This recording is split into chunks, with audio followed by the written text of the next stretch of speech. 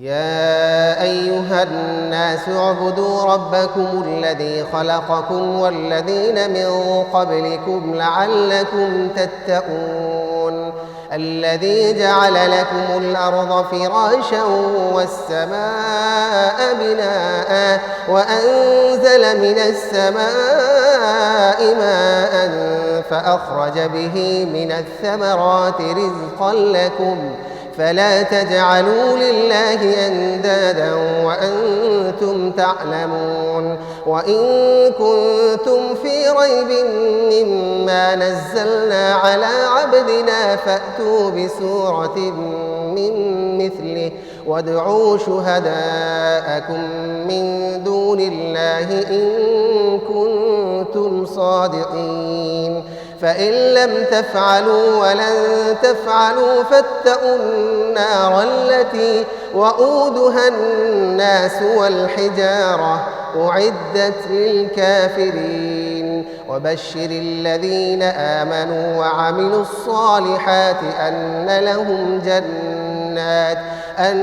لهم جنات تجري من تحتها الأنهار كلما رزقوا منها من ثمرة رزقا قالوا هذا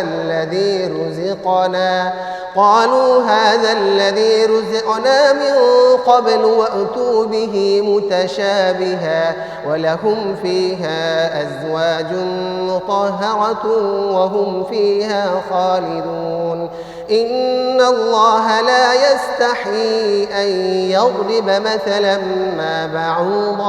مثلا ما بعوضة فما فوقها فأما الذين آمنوا فيعلمون أنه الحق من ربهم وأما الذين كفروا فيقولون ماذا أراد الله بهذا مثلا يضل به كثيرا ويهدي به كثيرا وما يضل به إلا الفاسقين الذين ينقضون عهد الله من بعد ميثاقه ويقطعون ما أمر الله به أن يوصل ويفسدون في الأرض أولئك هم الخاسرون كيف تكفرون بالله وكنتم أمواتا فأحياكم ثم يميتكم ثم يحييكم ثم إليه ترجعون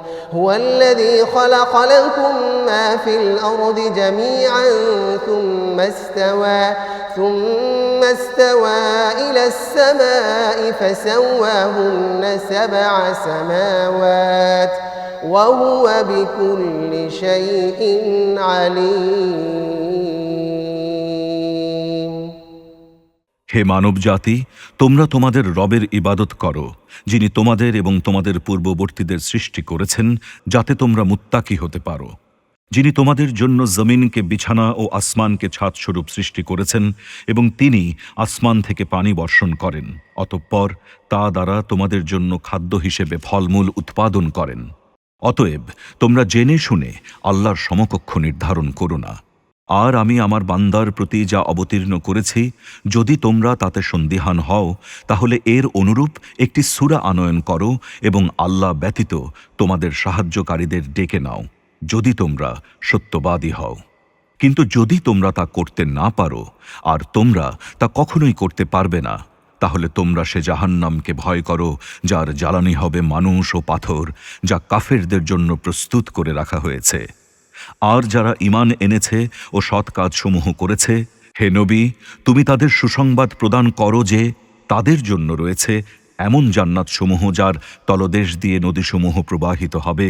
যখনই সেখান থেকে তাদের কোনো ফলমূল খাদ্য হিসেবে দেয়া হবে, তখনই তারা বলবে, আমাদের তো এটা পূর্বেই প্রদান করা হয়েছিল। বস্তুত তাদেরকে তা দেয়া হবে দুনিয়ার সাথে সাদৃশ্যপূর্ণ করে, আর তাদের জন্য সেখানে থাকবে পবিত্র স্ত্রীগণ এবং সেখানে তারা হবে চিরস্থায়ী। নিশ্চয়ই আল্লাহ মশা কিংবা তার চাইতে ক্ষুদ্র কোনো বস্তুর উপমা দিতে লজ্জাবোধ করেন না। সুতরাং যারা ঈমান এনেছে তারা দৃঢ়ভাবে জানে নিশ্চয়ই এ উপমা তাদের রবের পক্ষ থেকে সত্য স্থান উপযোগী। আর যারা কাফের তারা বলে, এ নগণ্য বস্তুর উপমা দ্বারা আল্লাহ কি উদ্দেশ্য নিয়েছেন?